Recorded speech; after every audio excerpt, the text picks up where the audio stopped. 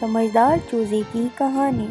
بہت وقت پہلے کی بات ہے، ایک خوبصورت گاؤں میں ندی کے کنارے ایک جھونپڑی ہوا کرتی تھی، اور اس جھونپڑی میں ایک مرغی رہتی تھی، اور مرغی نے 12 انڈے دیے، اور ان 12 انڈوں میں سے 10 پیارے پیارے چوزے نکلے اور 2 انڈے ہی رہ گئے۔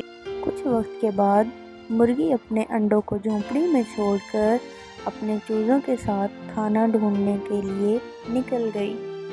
تبھی اس کے ایک انڈے میں ہلچل ہوئی اور ٹوٹنے کی آواز آئی، اور اس میں سے ایک پیارا سا چوزا نکلا۔ وہ اپنی ماں کو ادھر ادھر تلاش کر رہا تھا، لیکن اس کو اپنی ماں نہیں ملی اور وہ اداس ہو گیا۔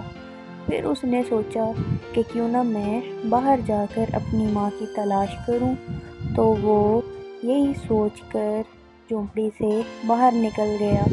اپنی جھونپڑی سے باہر نکلتے ہی اسے ایک گھاس چرتی گائے دکھتی ہے، اور وہ چوزا گائے کے پاس جاتا ہے۔ گائے چوزے سے پوچھتی ہے کہ تم کس کو ڈھونڈ رہے ہو؟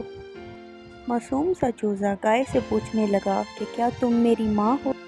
گائے کو اس پہ ترس آیا، اور گائے نے کہا کہ مجھے دیکھو، میں تم سے کتنی بڑی ہوں، تمہاری ماں تو مجھ سے بہت چھوٹی ہوگی۔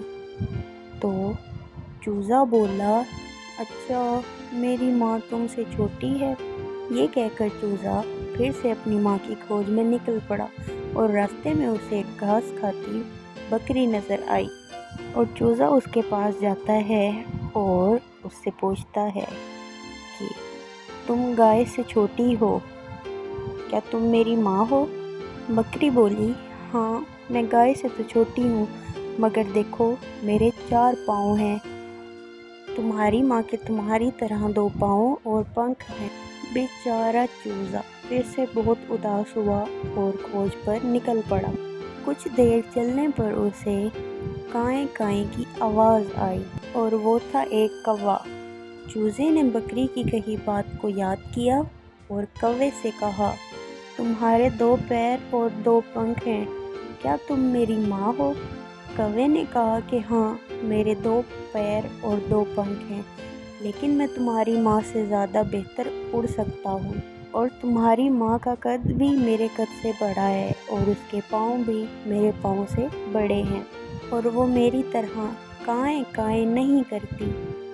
یہ سن کر چوزا اور زیادہ اداس ہو گیا۔ چوزے کو دیکھ کر کوے کو اس پہ بہت زیادہ ترس آیا، اور کوے نے کہا، دوست ناراض نہ ہو اور آگے جا کے ڈھونڈو، تمہاری ماں تمہیں مل جائے گی۔ کوے کی بات سن کر چوزے میں ہمت اور حوصلہ آ گیا، اور چوزا پھر سے اپنی ماں کی کھوج میں نکل پڑا۔ پھر اسے کویک کویک کرتی ہوئی ایک بطخ دکھی، جسے دیکھ کر چوزا بہت زیادہ خوش ہو گیا، اور چوزا ماں ماں چلاتا ہوا بطخ کی اور چل پڑا۔ بطخ یہ سب معاملہ دیکھ کر حیران رہ گئی، اور چوزے نے پوچھا کہ تم اتنی حیران کیوں ہو؟ میں تمہارا ہی تو بچہ ہوں۔ ارے نہیں بیٹا، میں تمہاری ماں نہیں ہوں۔ یہ سنتے ہی چوزا رونے لگا اور سوچنے لگا کہ اب میں اپنی ماں کو کبھی نہیں ڈھونڈ سکوں گا۔ بطخ بھی اداس ہو گئی اور بولی، تم رو کیوں رہے ہو بچے؟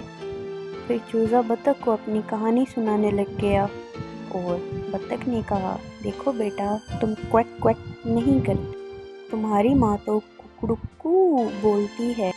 تبھی ایک کبوتر پیڑ پر بیٹھا یہ سب سن رہا تھا، اور اس نے چوزے کی مدد کرنے کا سوچا، اور چوزے کے پاس آیا، تم اس تالاب کے کنارے جاؤ اور شاید تمہیں وہاں اپنی ماں مل جائے۔ اور چوزا کبوتر کی بات مانتے ہوئے وہاں سے نکل پڑا، اور تھوڑے ہی فاصلے پر اسے ککڑکو کی آوازیں آنے لگی۔